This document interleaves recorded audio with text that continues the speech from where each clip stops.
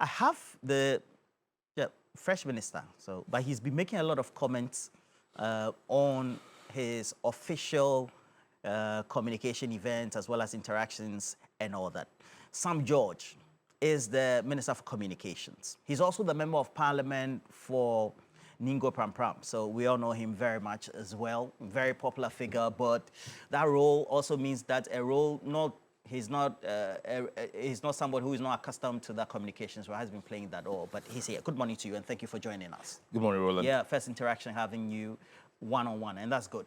And you've been making a number of bars, razzmatazz, and inroads with 1 million coders program, etc. But for me, over the last couple of days, is that interaction you had with that 27-year-old great phone repairer, or I'll say rehabilitator in Kumasi. How come? Okay, good morning to our viewers. Malfred came to my notice via social media. I mean, I saw the video the first time, didn't pay a lot of attention to it, honestly. And then I started getting the video sent to me by several senior people and regular Ghanaians saying, look, this is a great guy. So I took my time to watch it, and I was blown away. At the time, I was attending the AI Summit in Kigali, and so I reached out to my brother in Kumasi, Honorable Amakuhini, the regional minister. I said to him, I said, Frank, find me this guy. And so I think that was on Saturday. Just the Saturday? Yeah, last Saturday. Frank sent me his number, so I called him, spoke to him. I said to him, I'm back in Accra on Tuesday. Can I see you on Wednesday? And he said, oh, well, I would like to come. So I got my office to buy him a ticket. And he came down. We picked him up at the airport, and he came to the office. And it was really amazing having a conversation with Malfred. He's called Lighter. You know, that's his street name. I hear, you know. Lighter. Yeah. And the first thing I asked, I said, are you a grown man or a kid? You know, because he looked very cute. I nearly wanted to pick him up, you know. I know. But for me, his modesty. Because as I kept talking about how wild the country has been by what he kept saying, oh, this is nothing. He didn't think it was any big deal. He didn't think that, he thought it was something small, you know, and he showed me some of the things he's done, which he's not yet put out, which he says he's going to put out very soon. And I think that he's a typical example of the talent and skill that we have in the country that needs acceleration, that needs support. And we're going to be doing a lot more of this, you know. Because I was just about to ask you, that interaction you had really brought to the center all the promises that have been made about focusing on young people, the productive population of our country, and tying it to, you know, the new trends of AI, information technology, and the vision that seems to be in that, or those promises in the campaign. How does that fit in? So I'll consider Malfred, and Malfred has on his own trained a number of people. In fact, after his meeting with me, his return ticket was later in the evening, and I asked him, what are you going to do? He said, oh, a number of my boys are in Accra. A number of my boys who I have trained are working in Accra, and I want to visit them. So we gave him a vehicle and a driver to take him around Accra to visit his boys. But that's on his own. Now, Malfred could be seen as a startup. And there are several fantastic ideas. And since then, I've gotten messages from people. There's someone from Somanya who sent me a message and said, I can even do better than Malfred, you know, and all of that. But I think that that's where the innovation and startup bill, which my ministry is working on, is going to be very critical. What's in the bill?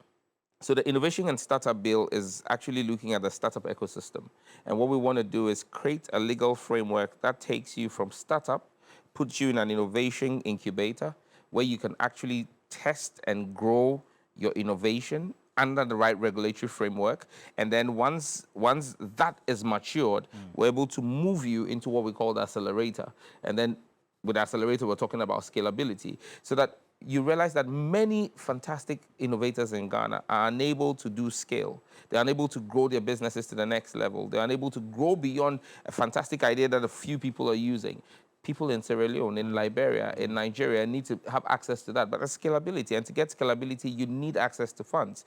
So once we have the innovation and startup bill set up, and hopefully by the time Parliament resumes towards the end of May, I'll be in a position to lay that bill before Parliament and make sure it passes through Parliament before the next meeting of Parliament ends. We will have that in place.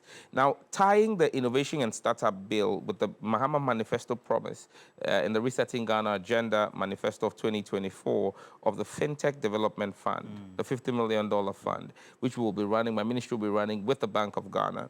We're going to be using those funds to offer business advisory support and help to do the scalability models under the accelerator program. So it's interesting times for young startups, for businesses that need to be scaled up. And that's why we're using Malfred as a test case. I've made an offer to him to run a model under the Ghana-India Kofi Annan Center of Excellence in ICT, where we would have him as a master trainer.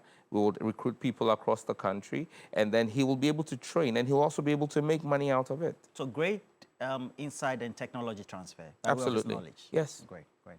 That will also then feed into the question about how that ties into the 1 million coders program, and how unraveling is that promise in terms of starting and then being implemented. Where have we gotten to? Well, where are we starting? Well, the 1 million coders program has been touted as a visionary dream.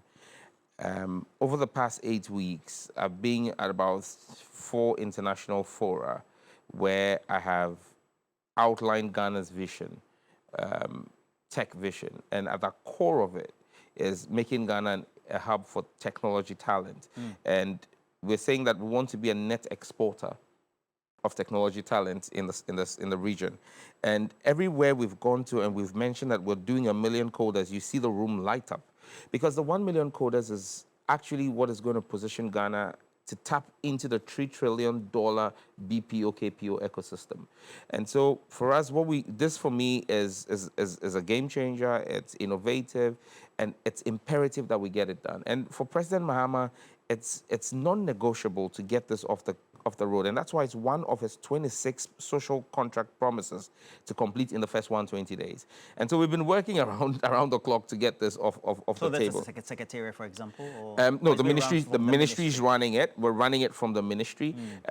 The lead agency on it is the Ghana-India Kofi Annan Center of Excellence in ICT, because that's literally, I consider them to be our research and development wing. Exactly. And so they've developed a curriculum for it. We're running with 6 pilot programs, but the programs are really going to be scaled up. We've received over 40 private sector partnership requests. And so there are going to be a number of private partnership verticals that are going to run. I don't want to go into mentioning names because there's a small team at the ministry that's reviewing all of the proposals. We're seeing how to integrate them. But clearly, we're going to have a number of verticals. We're having conversations with the MasterCard Foundation. We're having conversations with with Google, for example, and Google Classroom. ALX has brought us a few things that we're going to do with them. And so there's several. And all this just being put together and managed as one entity, and then under the 1 million coders. Under the 1 million coders. So currently the website is active, 1millioncoders.gov.gh. The one is either number 1 or spelled out as ONE, whichever way you do it, it would take you to the link. In the first 14 hours after I announced it at my press conference, we had 7,342 applications. Entries. Wow. Applications. Meanwhile, we said we're going to start the launch with only 250 people. So the team is looking at how to immediately expand so that we can accommodate the interest. The interest is huge. And mind you, we're just operating in 4 regions for now, and 1 center per region.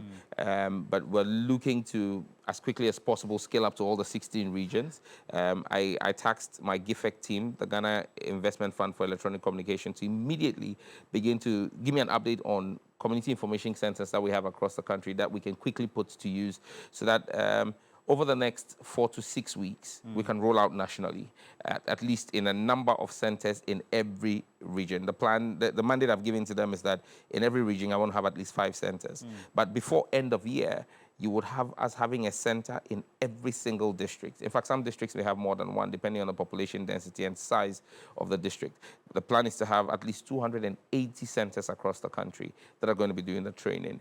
It's a lot of heavy lifting, but the team is capable and competent, and we'll get it done. Okay. Yeah. You have over 7,000 entries, etc. Yeah. But the target is to, by the close of the last year of the term, Yeah. have 1 million. We would exceed 1 million. Okay. You have my word on that. All right. We would exceed 1 million because there are few things we intend to do. You see, training and skilling in this manner is not meant for just young people. I hold the view that if you're a public servant today or a civil servant today, and you want to remain relevant going forward, you need to take some of these programs. Yeah. You need to go. You need to go and enroll and do this program. We normally call it reskilling and upskilling. You know, you need to bear in mind that if you have a director of finance in a ministry today, you must bear in mind that you're going to be using AI tools to do your projection and your budgeting. And so everybody needs to learn something. If you're a science and maths teacher in the Ghana Education Service, you need to enroll and do this program. And I hold the view that every university student must enroll and do this program. And there are conversations along those lines. You know the way we used to do com skills? Every university student does com skills before you graduate. So we would cross the 1 million. I'm pretty confident about that. And the core thing here is that irrespective of what program you're doing, what model you're doing, whether you're doing being trained to become a cybersecurity analyst or a data forensic practitioner, everybody is going to do the introduction to coding. So coding is embedded in all the trainings, whether you're doing basic coding. We will have the specialized coding programs as well. But right now, even on the pilot programs, be it cybersecurity, be it data protection, web analytics, whatever, you will still do some basic coding. Even before you hit the ground running at the ministry, you started this buzz, this direct criticism about the states of acquisition of Airtel Tigo and etc., and that they have some liabilities that should be of concern to the ordinary Ghanaian. What really is your own finding based on the handing over notes you have at the ministry? Well, like I said during my press engagement, I think that the acquisition of Airtel Tigo by the former administration and minister was grossly irresponsible. Grossly responsible? Grossly irresponsible and an act of unpatriotism. If two private companies have mismanaged their business, failed to make investments in their business, the regulator had slept on their job to ensure that the right things were done, and those companies were about to fold. You don't tell the Ghanaian people that you bought the company for $1. Meanwhile, there's debt of $400 million sitting there, assets less than $50 million. So you basically bought a net equity of negative $350 million.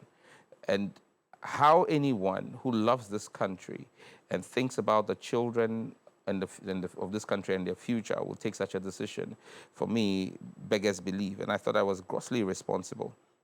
There have been some debt restructuring arrangements that have gone on. It's dropped the debt to about $200 million.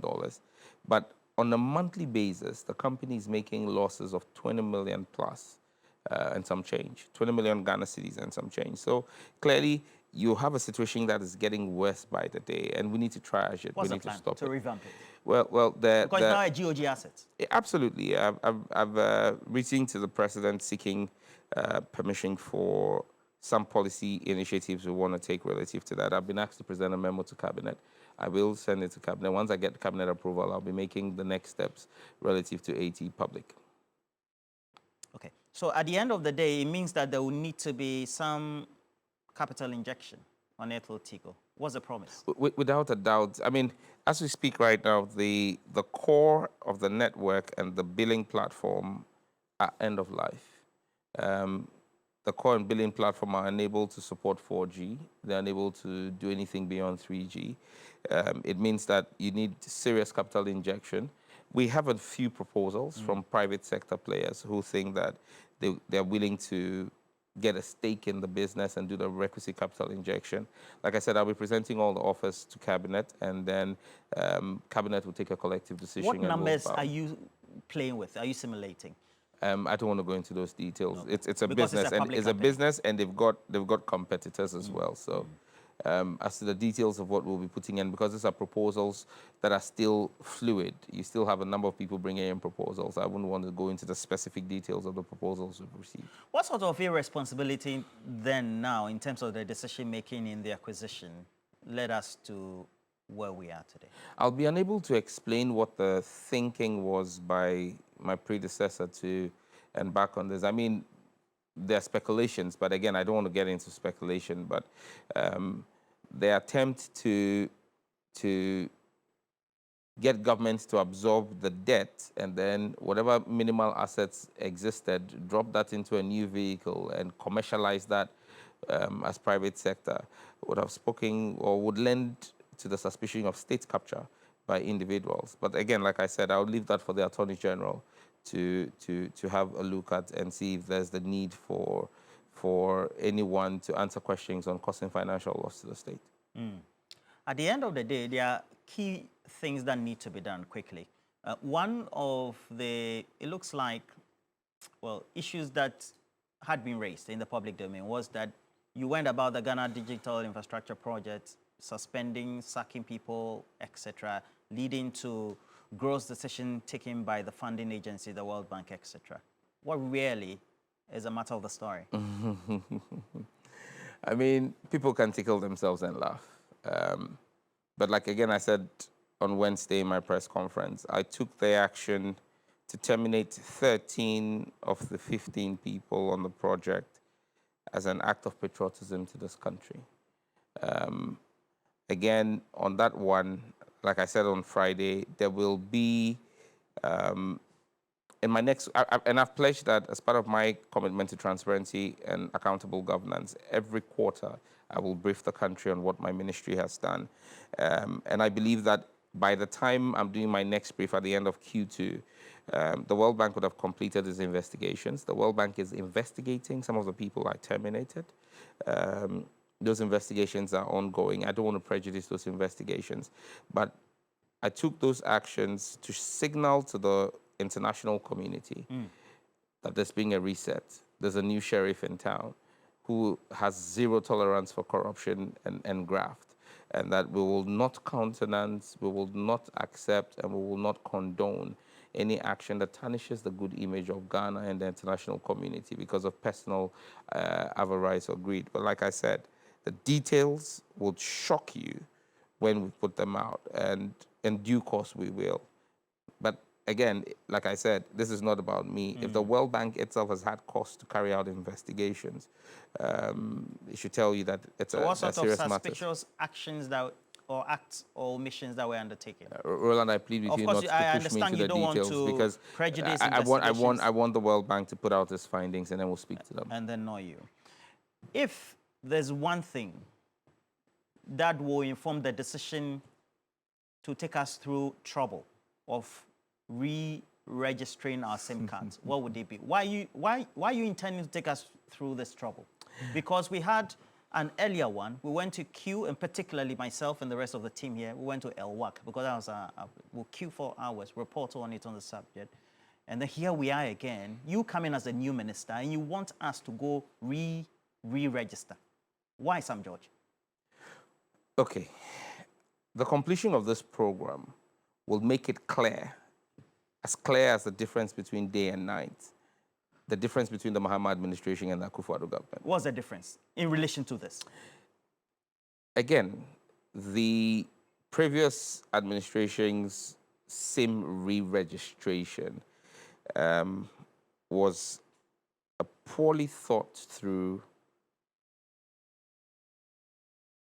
initiative, lacking technology, lacking innovation. It was basically, again, an attempt to force through private interest over public interest. Now, I make the point very clear that what we're doing is not a re-registration. you can only re-register something that has already been registered. I don't understand. If you're doing a re-registration, it means something's been registered and you want to re-register it again. So you're trying to register something that's been registered Sam John, that already. is what we did. Nothing's been registered. We took our Ghana card, we queued for hours, they even took our bio data. Roland, and all of that was an abuse of public office. Explain to me. There was absolutely no verification of your data that was taken. And look, if you remember, Roland, I sat in this studio as deputy ranking member on the select committee and raised issues. In fact, I was then nicknamed Stubborn Academy, simply because I kept saying, look, we shouldn't go through this mess. And like I keep saying, Roland, we will do the registration, not re-registration. We're coming to do a proper registration. It's going to be backed by law. Before I do it again, I will go to Parliament to get an LI that would enable me do what I'm going to do. Don't forget, it was one of the things I said, that my predecessor had no legal basis to do what she did because there was no LI to do a re-registration. The only LI we have today was the LI in 2010 that Haruna Idrisu did when he tried to do the first registration. At that time, when Haruna tried to do the first registration, you did not have a single source of truth like you have today with the NIA database. So when Haruna did the first SIM registration, people went with passports, people went with driver's license, people went with all kinds of cards. And there was no way to verify all of those cards. And the second one went with the Ghana The card. second one, which Ursula Owusu attempted to do or said she did, was supposed to be using one single source of truth, the Ghana card. Now, I would be grateful if you could call her and ask her, or call the networks and ask the networks, if they verified the Ghana cards that you sent against the NIA database. No. No such verification was done. So yes, you went with your Ghana card. Everybody was asked to come there with a Ghana card.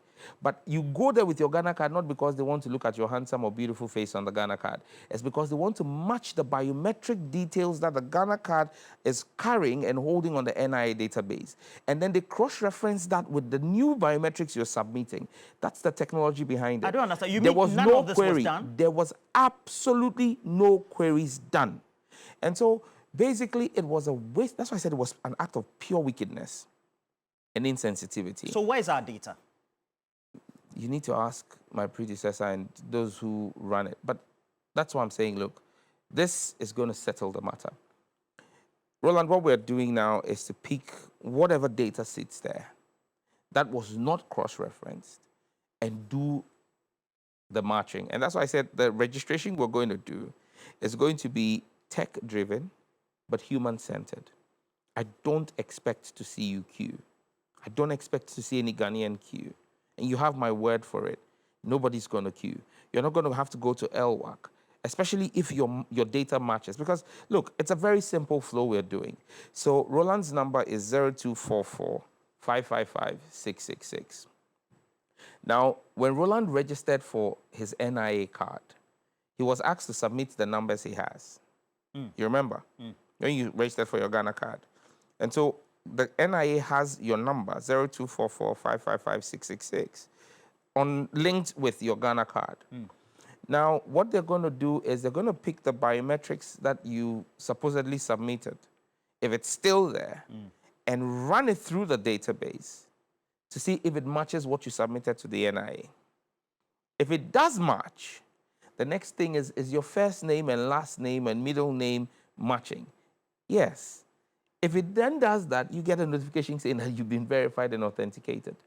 If there is a disparity anywhere, it sends you a prompt and allows you to go online in the comfort of your home to deliver your biometrics. Pure online. Liveliness Have you test. then spoken to the management of the NIA? I've spoken with the minister. The minister is fully aware of what we're doing. We have a meeting, I think, on Monday with the NIA Director General, because first and foremost, the ministry through the NCA and its technical partners have to build our platform. And then once we are done testing our platform, we can then go and do the integration with the NIA. So now where we are, we're about 98% done with our platform. And so Monday, I have a meeting with the Interior Minister and NIA to begin the conversations on integration. But we've done our simulations already. We'll do the integrations of the platforms. do further test run, then do a proper media sensitization. Because, Roland, if your data does not sync, then it means that you either have to go online to the app and use and do the liveliness verification on your own. If that does not work, you then have to go to a shop to get it done. But you're not just going to wake up and have 1,000 people show up at the shop. You see the way you don't just show up at the passport office. You have to book an appointment. Do an application online before you It's go the for data same capture. way. It's the same way if there is an issue that you need to show up at a shop, you will book an appointment with the nearest shop to you. So if you're with Network A and you work in Asylum Down and they have a shop in Asylum Down, you will book an appointment and go there at that time so that you don't have a crowd gathering there. Roland, I am not here to punish Ghanaians. I'm here to make their life better. Because, you know, and people don't understand this until it hits close to home.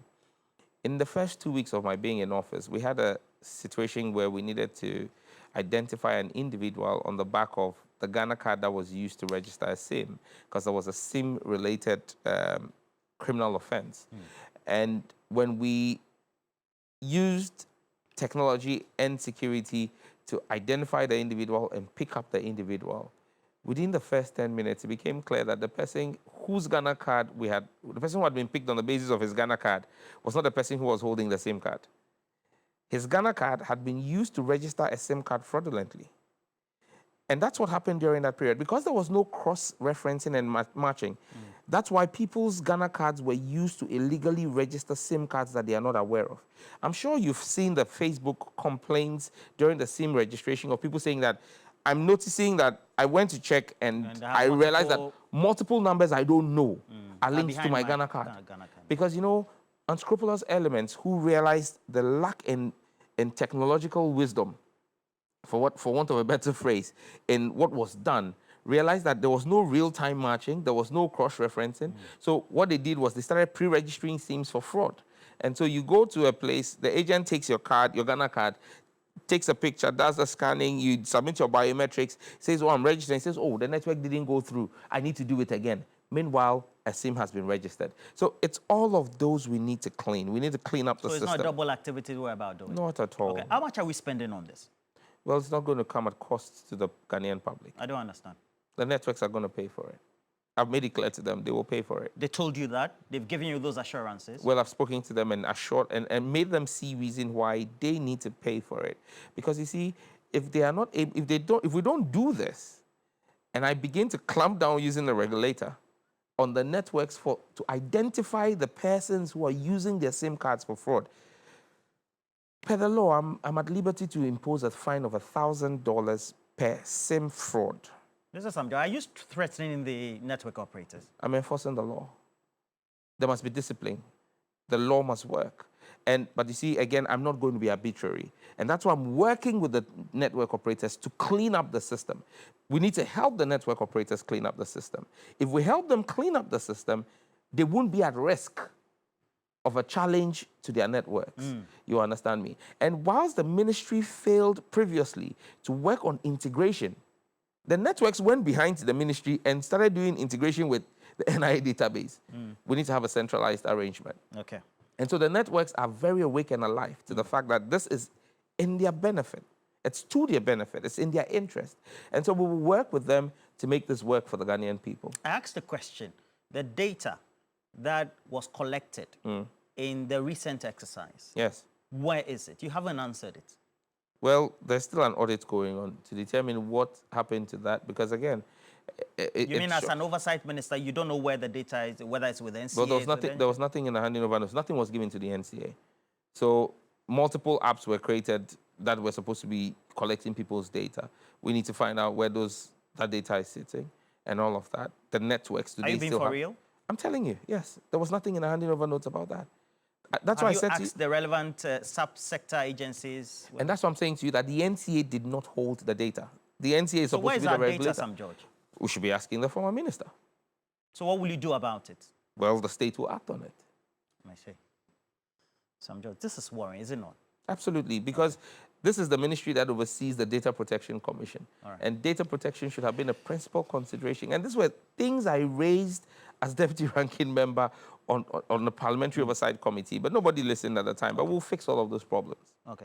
The key consideration for this interview was also me asking a number of operators who perform activities or services for the sector, the telecom sector. And they say that your ministry is supervising perhaps a regime where the operators, their expected scale-up or expansion efforts, as they promise, your ministry is not being undertaken. As a result of that, we have some entities that have more monopoly than others. Indeed, the former minister, Eslo, also had constantly raised issues about perceived monopoly by certain entities, etc. How are you addressing that? Well, again, you're talking about the SMP issue. I think that the SMP is a administrative tool in the law at the disposal of the minister. But again, a gun in the hand of a trained soldier is a fantastic weapon of protection for the general public. Put that same gun in the hand of a monkey, and it becomes a threat to the society because the monkey has no understanding of how to use the weapon. And so you have a minister who had the SMP tool, deployed it at a time when an operator was about 62% of the market. It was supposed to control the growth and create a certain balance in the market. But after she deployed the SMP, that operator is now 74% of the market. So you realize that the SMP tool, even though a good tool, was applied wrongly and has created even further distortion in the market. That operator has moved from 62% to about 74%. So clearly, like the analogy I gave to you, the weapon was put in the hands of the wrong person. What do you intend doing about it? We need to deal with it and fix it. But first and foremost, you need to realize that there's an issue of quality of service. Now, that operator is a super significant market player. The network is deeply challenged. A lot of people, everybody's complaining about call drops and failure. And so I authorized tech neutrality for them to allow them refarm some of the spectrum to improve the quality of service. I've also given them additional spectrum blocks. I've made an offer to the other network operators because, you see, you don't just impose the SMP as a tool on one end. What you do is you then compel the other players to make the critical investments in their network to build up their network. But if you impose the SMP tool, and the other players are not doing the critical investment that's needed, it's two sides to a coin. If you don't do the investment on the other side, you still cannot rein in the significant market player. And so we're going to use a number of policy tools to rein them in going forward. You raise fire and brimstone on a contract for whether it's the implementation or management of 5G on this network, the other set. What's the state now? 5G. Well, I've met the entity behind it, NGIC. I met them and their partners at the Mobile World Conference in Barcelona. I asked them specifically, I said to them, you cannot hold the country to ransom. You launched 5G. You told us you launched on the 1st of November last year with the former minister. We're yet to see any 5G signals anywhere in the country. They gave me assurances that by the end of May, they will be good to go.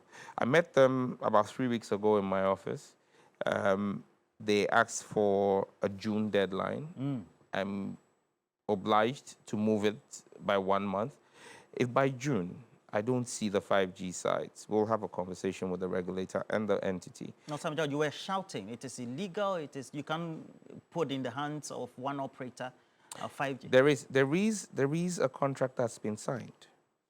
I'm not going to act arbitrarily. I would respect contracts. But that's what I'm saying, that I have committed them to a timeline to deliver. Now, when you fail to meet your obligations, and again, let me be very clear, the contract, there are issues with the contract that was signed. The terms of the license, not necessarily a contract, the assignment of the license, the issues with it. But the law allows us to relook at the grant of a license. But that's what I'm saying, that I don't want it to look as though there is malice aforethought. And that's why I have been patient enough to allow the May deadline. Now the May deadline has moved to June. And I'm saying that if by 1st of July, and Roland, thankfully, June will end Q2. So in July, I will be addressing the country again. If On by that end, subject. no, well, I'll be doing my quarterly brief like I did last Wednesday at the end of June.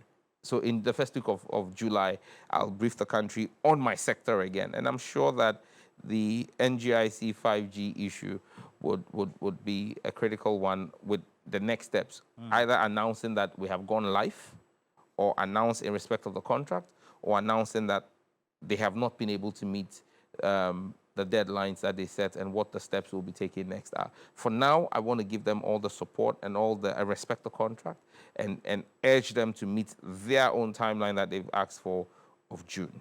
Okay. Now let's ask some customer service questions from some of our viewers. People are worried. Data is very expensive, yet data is not the resource we use for everything in life. What so far have you found out? What's the level of engagement with the operators, and how willing are they to come to the table to heed the concerns of customers? So I set up a data pricing committee and give them 14 days to come to me with a roadmap for implementation. And in 13 days, they submitted their report. It was stakeholders, MNOs, the regulator. And so we had that engagement. They submitted their report to me. The report had short-term, medium-term, and long-term policy reforms that had to be done. I referred it to the regulator. The regulator has gone on to meet with the MNOs on it. I've met with the MNO CEOs myself on the framework that's been given. I mean, people expect that I will just set the prices for data. That's impossible. I can't just set the prices for data, but what I can do is use policy. And so, for example, with some of the things that I've done relative to spectrum allocations and tech neutrality, I've used those to negotiate with players in the industry and said, I need you to do a certain package, for example, for students. I want to have a specific bundle for students in the country that is cheaper per megabyte than the regular data bundle that you offer. Again, I've said to them that for those who are content creators, those who work in the gig economy, we also want to have specialized data bundles for them, which are cheaper. And so these are all engagements that are ongoing. The regulator is finalizing the technical modalities to have these various pricing models, and then we'll put them out. But I think that in the long term, or medium to long term, what we really need to do is two things. Have a lot more bandwidth capacity coming into the country. And for me, I've already commenced conversations with Equiano. The Equiano cable belongs to Google. The capacity on Equiano is massive. Yeah, data service. Yeah, it's a subsea cable, and it carries bandwidth. And because it's new technology, it carries a heavy level of bandwidth. Again, a failing of the previous administration. Google wanted to land in Ghana. Google came to Ghana. The NCA at the time gave the license to a company, but for whatever personal reasons of persons in the ministry, they weren't happy with who got the license, and there was all kinds of rancor, and so Google decided to leave Ghana and go and land that cable in Togo. So the cable is... The cable is in Togo. And it's going to cost us about $50 million to reroute and do a patch landing here in Accra. I had conversations with some executives from Google on that level, and we're extending that conversation to see that when Google does the phase 2 landings of Equiano, Ghana will be part of it. That will bring in more bandwidth, and the more, you see, it's a demand and supply thing. The more bandwidth you have in the country, the more the prices can be driven down because there's cheaper bandwidth that's coming in. But then another thing we need to do, which is a conversation I'm having with my brother John Jinapo, and we'll be having with PURC, is to have a certain level of what we call a tariff for the telecom sector, called the telecom tariff. Because electricity is one of the critical elements in the pricing of telecom services. You have mining tariffs, you have industrial tariffs, but nobody's looking at the telecom sector and the amount of power that is consumed and why we should have a telecom tariff which should be lower. And once that is achieved, there will be a knock-on effect. Again, I'm hopeful that the finance minister will do a rationalization of the VAT. If that is done, and we look at some instances of double taxation in the price and cost build-up for data and voice calls in the country, you will definitely see a pass-through effect on the cost of data in the country. So these are medium-term, sometime end of the year, next year issues. But we are expecting to see a few things drop. But then the good thing is that, you remember on Independence Day, we announced an Independence Day bundle that was across all the networks, cheaper than the regular thing. I've gotten the MNOs to agree that we will have that 5 times a year. So now we're going to have those specialized cheaper data bundles on Independence Day, on May Day, on Republic Day, on Workers' Day, on Farmers' Day, and Founders' Day. Okay. Those So are the 5 the national holidays. So Independence Day, Workers' Day in celebration of our workers, Republic Day in recognition of our Republican status, Founders' Day in recognition of Osajifo Dr. Kwame Nkrumah, who is the founder of Ghana, and then the Farmers' Day in recognition of our farmers of our country. You didn't do Teachers' Day. You didn't do Teachers' Day. It's very important. Teachers are workers, and so they're covered under Workers' Day. Fantastic. Fantastic response. But now let's come to some other issues. For example, in the sector we work in, we know, and indeed the former minister, Eslo, also had been constantly raising issues. People, entities, or firms have DTT channels in their name, yet not being utilized. What do you intend doing about it? I announced a spectrum audit as one of the first things. I think in the first week or 2 of being in the office, I instructed the NTA to do a spectrum audit. And already a number of people who have radio channels that, again, don't forget, when you're giving the frequency authorization, it's for 5 years. But the authorization is clear that you must go operational and live in 2 years. Some people have had their frequency authorizations for more than 2 years and they've not gone live. We're terminating and revoking all of those. If you've had the frequency for more than 2 years and you've not gone live, well, consider it that you've lost it, because we're retrieving all of that. You can't hold state assets in abeyance because the terms are clear in the regulations. As we give you the frequency authorization, you're told to go live in 2 years, and there's nothing that anyone can do about it. We're terminating them, and we'll make them available to people who are willing to go live and respect the terms of the frequency authorizations. There are those whose frequency authorizations have expired. If your frequency authorization has expired, you cannot do a renewal. You can only apply for a fresh frequency, because the Justice Databan ruling in the Radio Gold case was very clear that you cannot renew a license that has lapsed. And again, be mindful that you're supposed to indicate your intention to renew 90 days before the expiration of it. You fail to do that, your license will lapse, we will revoke it. There are a few that I have already suspended, not revoked, because of administrative lapses. Because there's a difference between suspending the license authorization and revoking the license authorization. In the case of Guma FM, the radio station in Boko, I've revoked their license. Why? They don't have a license. On national security considerations, their license has been revoked. They can't come back on air. Which in the law you have the right to. Yes, and so we instructed the NCA to do that revocation. The other 6 were suspensions because they have certain documentation which they ought to have submitted, which they have not submitted. So I haven't revoked those licenses.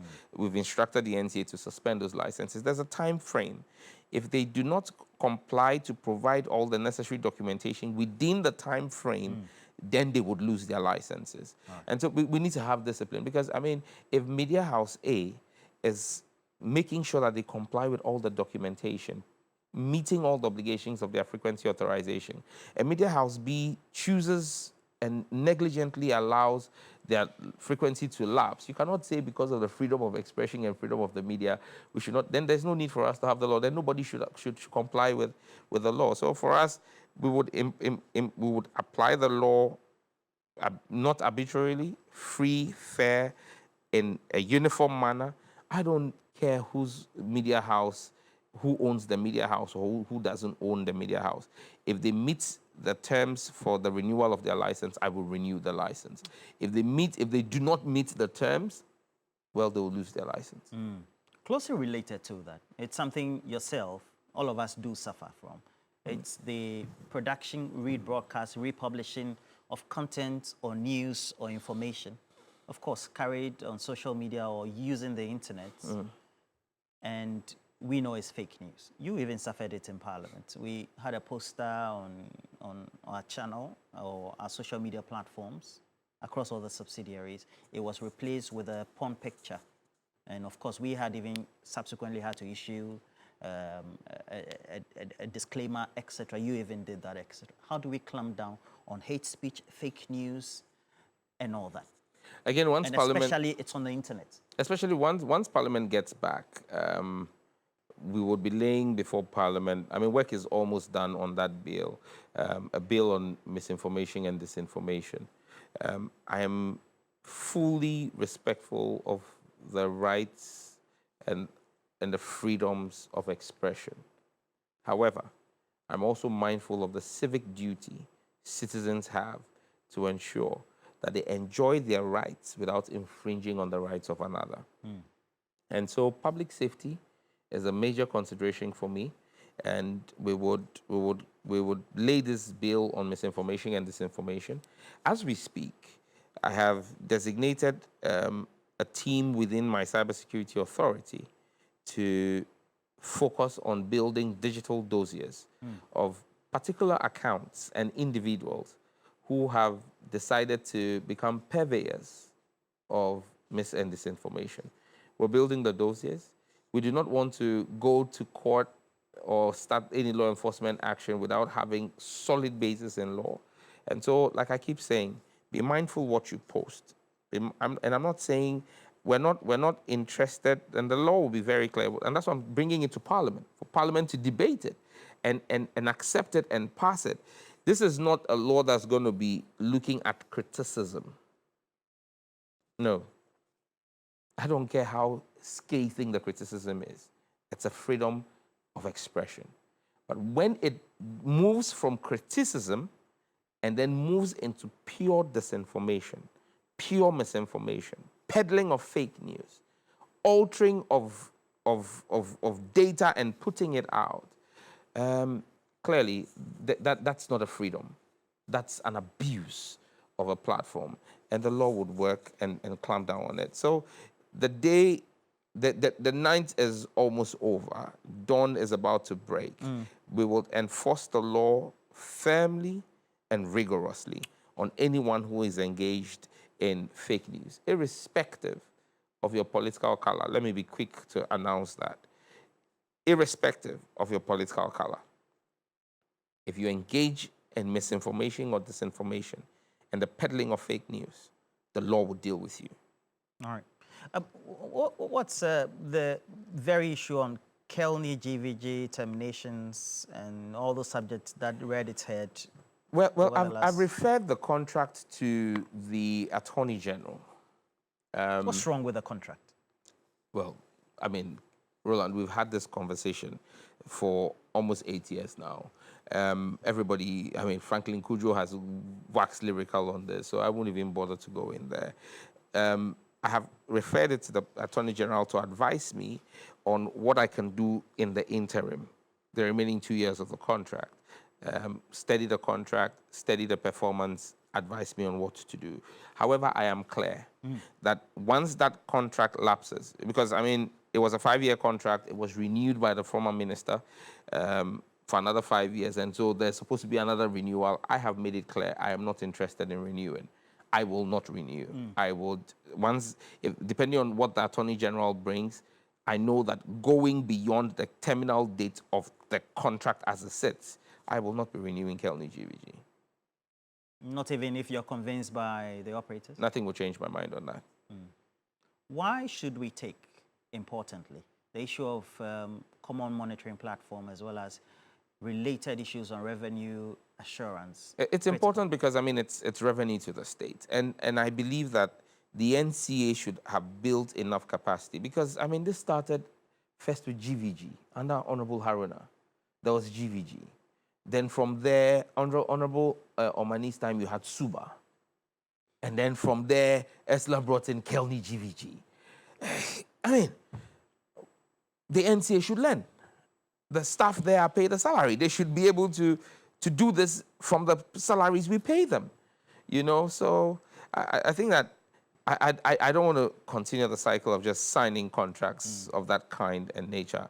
I believe that the NCA should build capacity and be in a position to do its own revenue assurance as a regulator so that all of that money sits with the state. It sits with the NCA to do what it can do. If there's the need for some technical support at some stage, we can look at it, but not for a service provider to come and offer the service as, no, the NCA will do the service. If they need some technical support, we'll consider that as and when necessary. You don't think any higher up call will make you change your mind? I believe that the only higher up call will be from His Excellency President Mahama.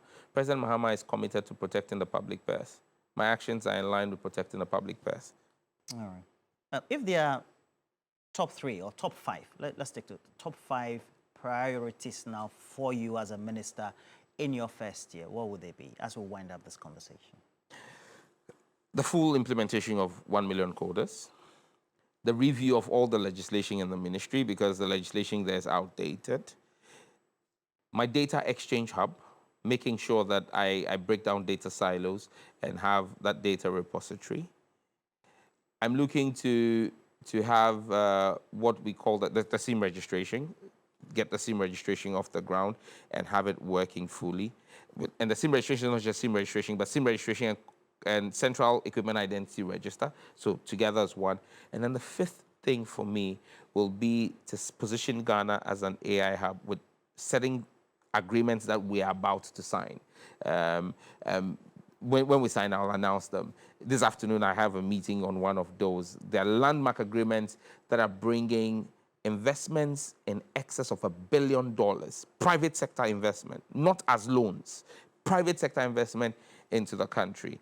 I made a pitch to a very powerful nation, and they have responded favorably. I'm meeting with the ambassador this afternoon.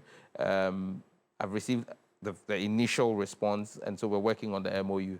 Once that is finalized, we'll put it out. But for me, if we do that, it's a legacy of President Mahama that we were able to attract that kind of investment into Africa because that country is looking to make Ghana its West African hub. Bring in all the investment, set it up here, and that country has done it over the last 20, 30 years. We've seen them exponentially grow their presence in tech. They're going to fund it, put it in here, and then use it as their footprint on the African continent. So those 5 things for me are critical. Okay. Over 3 trillion sits or circulates by way of transactions on mobile money. And we know it's big business. It's big liquidity. Yes. Okay. The big conversation that we've always had over the last, I believe, 2 years has been why not see where you can get revenue out of it? Because the thorny issue has been why e-levy was implemented. What can we do about 3 trillion growing on electronic platforms by way of transactions? There are very innovative ways about going about it that looks at... What's your thinking around it? Well, these are policy issues. I've had conversations with the Bank of Ghana. Again, the mobile money operators do not necessarily come directly under my regulation. They come under the regulation of the Bank of Ghana. But because now we have a mandate on digital technology, and mobile money is also digital technology, we're interfacing with the Bank of Ghana on that. But there are innovative ways to tap into that market without necessarily affecting the cost of the service to the user. Because this whole ecosystem is meant to drive financial inclusivity. And to drive financial inclusivity, you want to lower the bar for entry. You want to make it as cheap or close to free as possible for me to use a digital platform. If I have to spend more using a digital platform against fiscal cash, it's a disincentive for me to go digital. And so we'll look the policy planks that we're discussing with the Bank of Ghana. But since it's their area of regulation, I'll leave that for them to lead on the announcement. Okay, there's Harry Akwete, who is watching us currently and says he stays in your constituency. And so I should ask you this question. As you're busily managing your new office and going about the meetings, etc., how would they get your assurance that you will not forget them in the constituency by your role as MP? Well, I'm working in the constituency. I was in the constituency during the last holiday, and my team. I'm grateful to God for the team that I have. Team Jata is a fantastic team. My constituency chairman does a lot of work for me as well on the ground. As we speak, there's been challenges of water. We got Ghana Water to intervene, but in the interim, we've done over 60 tankers of water to various communities. Even last weekend, some of the villages, Somek, Pantrendo, far off places where water is not getting to, we're still delivering water. For over the last 6 weeks, I have been constantly sending water for free to the constituents.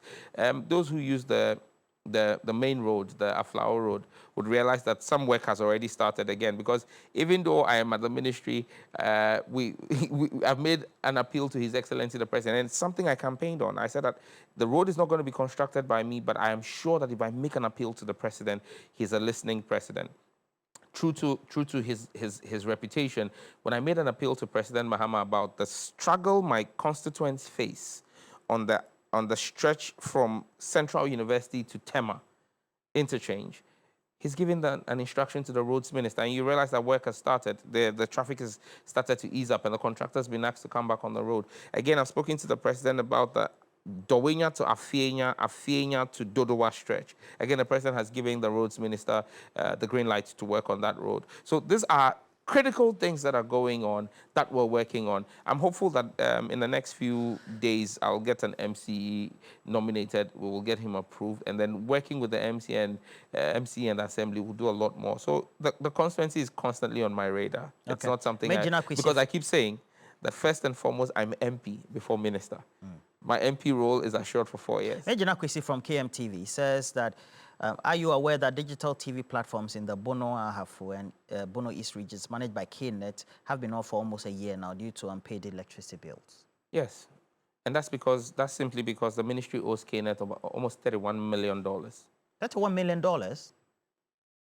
You know, and it's something I'm committed to resolving. I've indicated that hopefully by the end of the next quarter, by the end of June, we would figure a way around it with KNet, even if it means doing some bridge financing to make sure that those sites come back on. Okay.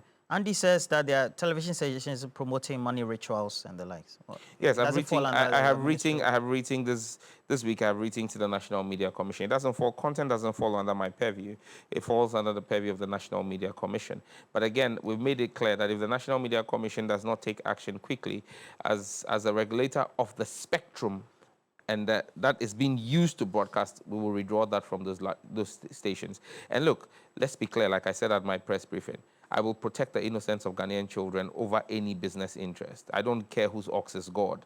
If you're showing money rituals, if you're showing all kinds of unwholesome content, if the NMC does not act, I don't care being called Idi Amin as I was called by the majority, the micro minority in Parliament the other day when I shut down a few radio stations over irregularities. They called me all kinds of names. I will protect the innocence of Ghanaian children, irrespective of whose ox is God. Okay. And so be careful. If you're a media house and you're showing unwholesome content, pornographic content, money rituals, you know, all kinds of occultic things, they are not allowed on our national airwaves. And even the timings with which they show these things, we'll clamp down and clamp down heavy.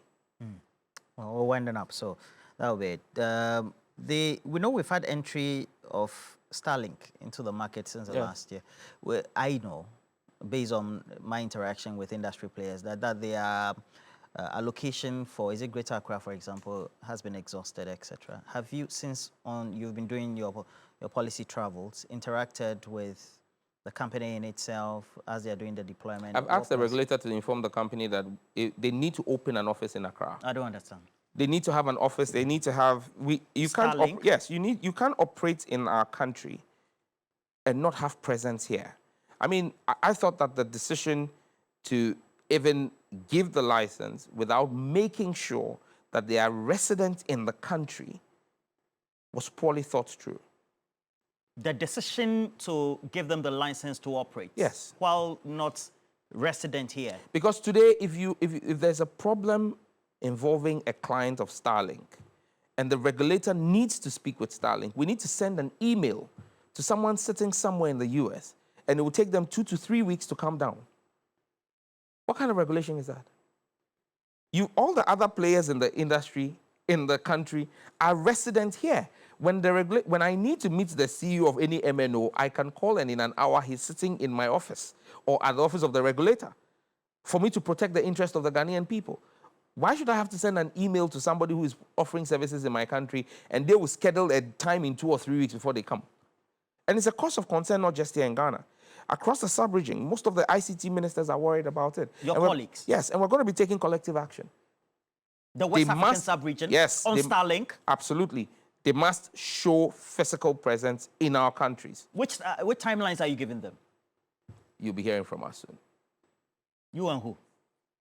Ministers across the sub-region. It's not going to be one country acting. It's going to be a block action.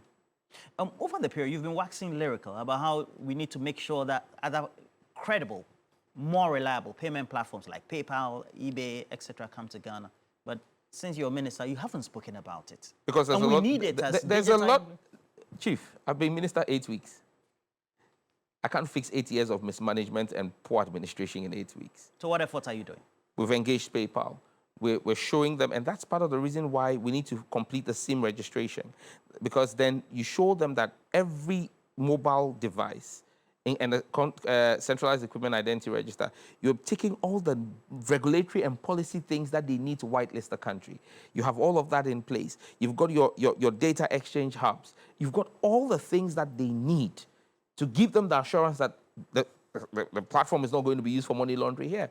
We've engaged them, and I'm confident that in the shortest time we'll be whitelisted, especially on PayPal. PayPal is prime on my agenda. I met with the vice president of Facebook for the West Africa region, fine Ghanaian gentleman, Kojo. We had conversations about even the monetization of the platform here, the fact that at times you have to go through a third party to get monetized and all. And so there's a lot of work we're doing in that direction. But like I said, it's just 8 weeks. I know people think that there's a lot that has happened in 8 weeks, and so people think that I'm just been minister for 2 years. No, it's just 8 weeks. It looks like you've been around for some time. Sorry for asking you that question. Yeah. But the last one. This one is coming from Kofi Philip Abuchi, who says that I should ask you about scam calls, fraud. Have you received any as a minister before? Oh, yes, and those calls keep coming. I mean, people that I know have been defrauded, but that's why we need to do the SIM reg, because when you even report the number, they are unable to identify who it is, because at times you realize that the SIM was pre-registered. And so you're unable to identify who is actually holding the SIM. But if we do the SIM reg, if we do the device identity register, if we are unable to identify who the person is, we can block the phones. Mr. Samja, this is the same narrative that Eslausu told us. On? Yeah, he said scammers will go, and you two are regurgitating same as being the reason why we need to register. With the greatest level yet we haven't cured with the greatest humility. I am not Eslausu. Right. I am Sam George. Thank you for passing through the studio, Sam George. Thank you. And that's the Minister for Communications. What's the full ministry name again? Communication, not communications. There's no S. There's government communications, which is run by my brother Felix. My ministry is Ministry of Communication, Digital Technology, and Innovations. So communication, your telecom sector, digital tech, fintech, agri-tech, edu-tech, all the techs, innovation, artificial intelligence, and emerging technologies. Yeah, yeah. Kwejo Bonsu says he was fighting for LGBTQ. Now he's saying that the new government will have to restart. What's the position now? Is it the same? I have signed the bill and laid it again before Parliament. I'm a man of my word. I said I would do it during my vetting. I have laid a private member's bill again before Parliament. We did that 4 weeks ago. So I'm waiting for the committee to invite and start its processes. And once again, I will push for the protection of the Ghanaian child's innocence. I have not changed my position. My position is still the same. LGBTQ is a gross aberration of the mind. The president promised that he'll repeal the LI on on mining in forest reserves? And I'm confident he will. I trust President He's Mahama. amending it. Oh, Sorry? is he not amending it? What's the position now? We will get it repealed. When? There's work in the process for that. The minister responsible for lands is working on it. Look, Galamsey is a crime against humanity, and we need to end it. But like I keep saying, you can't fix 8 years of mess in 8 weeks because the ministers have been at post barely about 8 weeks. But there's active work. I know that about 7 forest reserves have been reclaimed by a joint task force led from the Ministry of Defense and the Ministry of Lands and Natural Resources. And so, yes, we must fight Galamsey. And again, I repeat, irrespective of who it is that is doing the Galamsey, I don't care their political color. Clamp down on them, deal with them. Let us use maximum force to deal with it. Those who are doing illegal mining, again, let's be very clear. There's a difference between legal small-scale mining. Those who have their concessions and are mining, I don't have a problem with them. But those mining in forest reserves and in water bodies, it's illegal. Clamp down on them. So why are we amending instead of repealing? I believe that the right thing will be done. And we'll continue to call for the right thing to be done.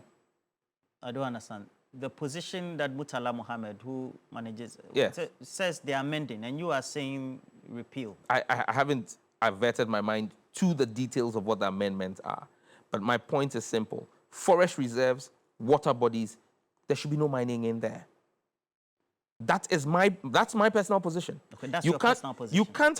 We can't have a country where we are allowing people to mine in our water bodies or forest reserves. And so as far as I'm concerned, no legislation that creates room for people to mine in forest reserves or water bodies is acceptable to our people. Your position's at variance to the pursuance. I would have to check what Murtala is doing, but I do not believe. But you are an MP. I do not that's believe. What I'm asking. Yes. And I'm saying to you, I do not believe that Murtala's ally or whatever he's bringing to Parliament is to still allow people mine in water bodies. If that's the position, I will vote against it. Really? Yes.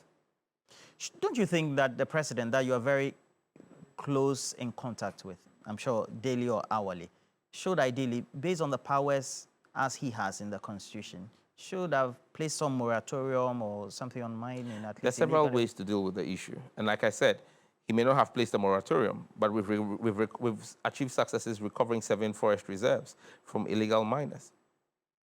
Yes. Sam George, let me leave you, because you are fiber. If I continue, you will spend the whole day. Sam George, Member of Parliament for Ningo Pram, also the Minister for Communications. And thank you for passing through the studios. I'll get used to the full name subsequently. I'm sure we'll have another time. Absolutely. Okay. It's a pleasure. Now, let's also tell you that this Saturday, April 12 at 9:30 p.m., right here on TV3, make sure you get ready for the drama, the laughter, and revelations as PM Extra Season 2 reunion brings all the housemates back for an exclusive tell-all event. Now, from live after the show, achievements to relationships that blossomed or burned, the reunion promises answers to your biggest questions.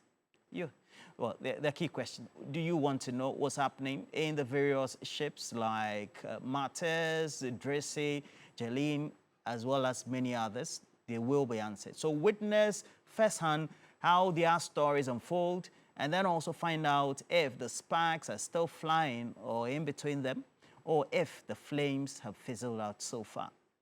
It will be an unforgettable night with PM Extra housemates from Season 3 as well, or Season 2 as well.